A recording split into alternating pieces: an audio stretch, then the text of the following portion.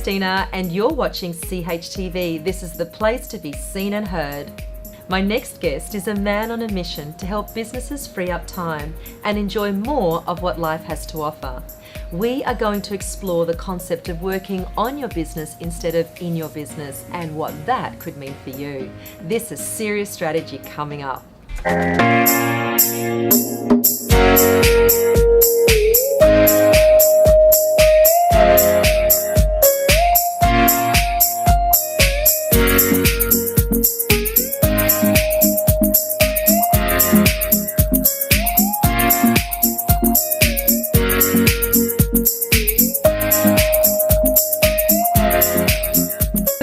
Paul, how are you? I'm really good. It's so amazing to have you on the show today, and I'm getting super excited to hear about all these business strategies you talk about. Oh, I'm looking forward to actually sharing them, and to be honest, I was nervous about coming on the show. Oh, well, you look super comfortable. Now let's get straight into it.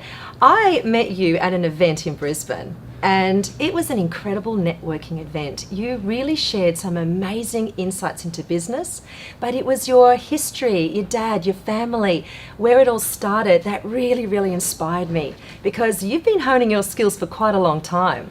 Yeah, well, I think it's over 25 years now that I've been involved in business. Wow. And that's equally in the building construction and in the IT business. So you've created this ultimate business tool to take care of all other business tools. What is this? It's actually a product called Artemis, which is spelled RTMS, but very similar to the old Greek god Artemis, which was the god of the hunt. But the product idea was to basically take everything that businesses are doing, as far as all their little programs and their systems and things like that, and just put it in one place, one umbrella, and make it easier for them to sort of keep a track of where things are going. So you talk about this concept of working on your business, not in your business. Please tell us a little bit about that. Well, I suppose I learnt the hard way that, if you're stuck working in your business, you can't make the changes that you need to make to be able to, see the business grow and expand it, and, in the long run, be able to, set up the systems and processes, which everyone hates to hear about, effectively, because you're there doing the actual work. And then when it gets busy, there's no chance for you to get on top of things. And I also saw my father working very hard, in his business. And I think the opportunity came about after I actually injured my back, and he actually came to me because I'd been working with him for a little while, and he said, "Would you come and help me get the business to grow?" And at the time, I was a little bit hesitant, didn't want to get stuck in the family business forever, and he ended up putting me in basically as a general manager. And I took my IT skills and everything that I'd learnt through the IT business world, put that together and started to build up a whole group of systems, a whole group of sort of programs, which were very disjointed at the time. And it let us move away from being, always involved in, doing the actual work, to be able to then sort of, see how it was going to grow, and then to go and chase bigger work. So it was quite a rapid expansion once we did put those things in place. And once we started working on the business rather than in the business, we could then hire people to come and actually do the work for us. And I actually have this phrase now. I said, if you're doing it yourself, you're doing it wrong. Someone else should be doing it for you. Wow. So is this how you actually revise and test product as well? It's actually part of the program that we set up. And the way it works is basically, most business owners, they know really well what they do. Like they understand it really intrinsically. The thing is, it's very hard for them to get someone else to actually take over for them, because to get it out of their heads and actually to put it into something, for most people, it's like trying to pull teeth. And the number of times, and you see people's egos will get involved too, because they feel very special in what they do. So we devised this program where basically we get them to sit down and we think, or we actually get them to write down what they're doing day to day. And as they're doing that, you can then sort of expand on it and get them to sort of open up a bit more about how they're doing those things. And once they start to see that, they actually see the patterns. They see what it is that they're doing, and they see then how they can get someone else to sort of take it over. So it's a bit of a journey. So that test and revise is basically getting them to write down what they do, then have someone else do it for them from what they've written down, then see what the results are. And once they get the results back, they can then revise it and test it again until they're actually getting the outcomes that they want. And how easy is it to gain that trust factor from a business to be able to say, hey, come in and have a look at what we're doing and just totally bring us into the 21st century? Like, please put these systems in. How easy it is to build that trust factor?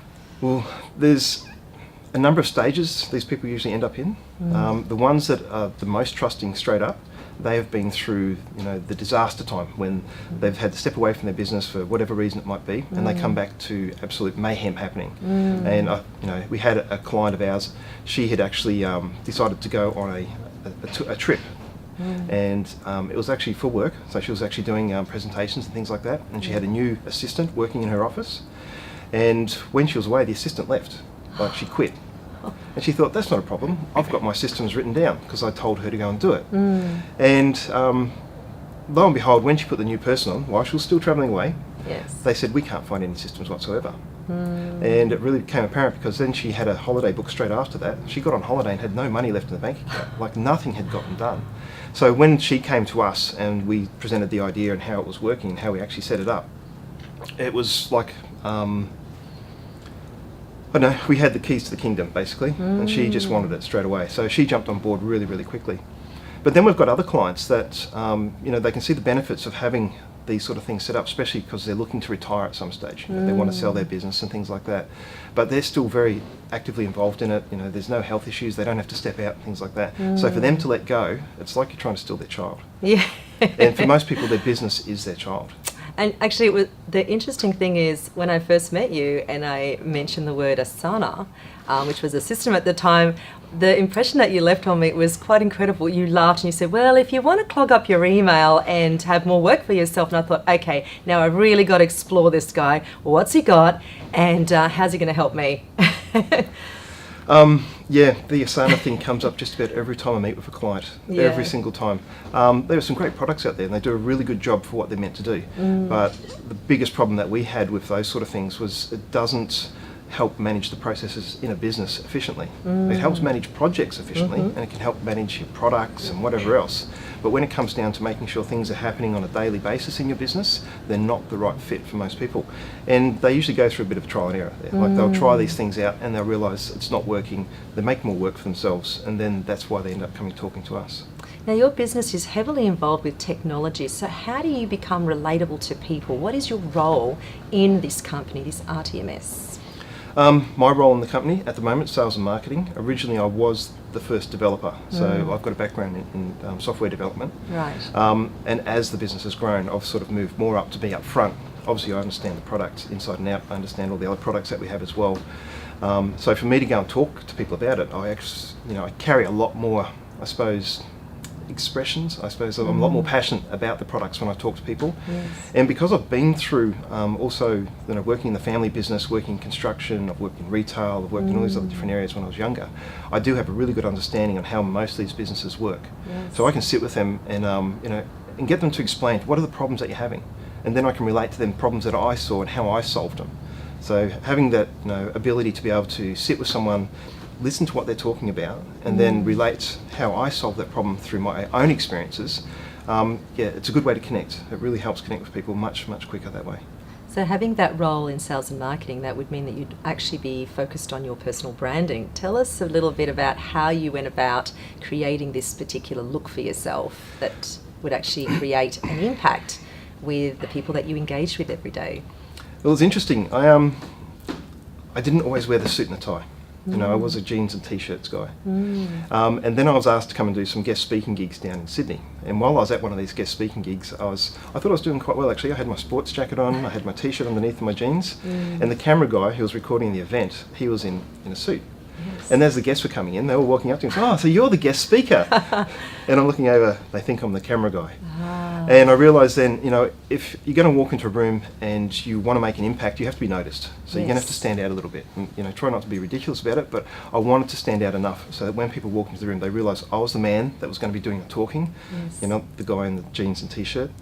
So I had to make sure. And that's where I ended up getting involved with a branding stylist, Miss Bella Styling, and then she helped me sort of organise the suits and, you know, work out what goes with it, and basically taught me how to wear a suit, make sure the cuffs are out and those sort of things. Are you comfortable? Yeah, oh yeah, I've been wearing a suit now for, goodness me, it's almost a year. And have you noticed the impact on people? Oh, it was straight away. It was literally straight away. So you've built this amazing empire, you've started this incredible business, and you've had a health scare. So obviously that's changed the way you do life and see life. But tell me, what does the future look like for RTMS? How will you do it differently? How will you play that game differently in life now? I think I'm taking my own advice, get someone else to do it. We're actually just in the throes now of starting to put on the salespeople to start chasing down leads and things like that. So that's going to allow me to step back from being so much in the front to more sort of overseeing and directing how things are going. And I'm actually really looking forward to that. I love, sitting with the guys and encouraging them, working through issues and things like that. I like the idea of sort of tweaking the overall vision, but not having to be at the coalface 24/7, 7 days a week, because it does get tiring and it does take its toll. Yes, it does. And what does the future look like beyond 2020 or 2030? Well, we want to get into, obviously, the United States, so we want to have the product launched over there, and then into Europe. And there's even talk about taking it into China and the other Asian countries as well, which is going to be a big change, because it's in a whole different culture and they do things differently, very, very differently to how we do business. But yeah, to see it go global. And we have some other projects in the pipeline too that we're hoping that once we get this big enough, we'll fund those other projects as well. So obviously you have a lot of competitors. How does your product stack up against the competitors? What have you got that is so different that you can take on the world? No one's actually built a platform like we've built before. It is very unique in the way that it works. A lot of people have gone out there and they've built systems that, for most business owners, are really, really complicated. And people will give them a try for a few months and then it'll just sort of fall to the wayside. They won't have anything more to do with it. So we've tried to keep it really, really simple for starters. And instead of trying to have, all the real in-depth, in-detail sort of tracking, so you can't get away with anything, which basically makes people not want to touch it. Yes. It's left open more flexible. So you don't have to record the minute details. We wanted to stay away from that. People know how to do their jobs, so we didn't want to impose something on people that's going to make their life harder. We wanted to put something there that's just going to help them remember what to do, when to do it, and how to do it. Will the company become more niche for certain types of businesses, or will it become more global so everyone can get a piece of RTMS? It's going to go more global. The way we've set it up at the moment is that we have a product that allows business owners to put their processes into the actual system and they can use it in their business. But the other side of the product allows, I suppose, people who develop processes to put their processes in there and then license them out to other businesses so that they can use them. So basically they can build templates for how businesses work. And these new businesses can come in, they can purchase that, or if it's underneath a business coach, they can just take it on as part of their coaching program, so they can then start to use it themselves. Well, that's it from us today. I hope you have been totally inspired by Paul, and check out his details how to connect down below.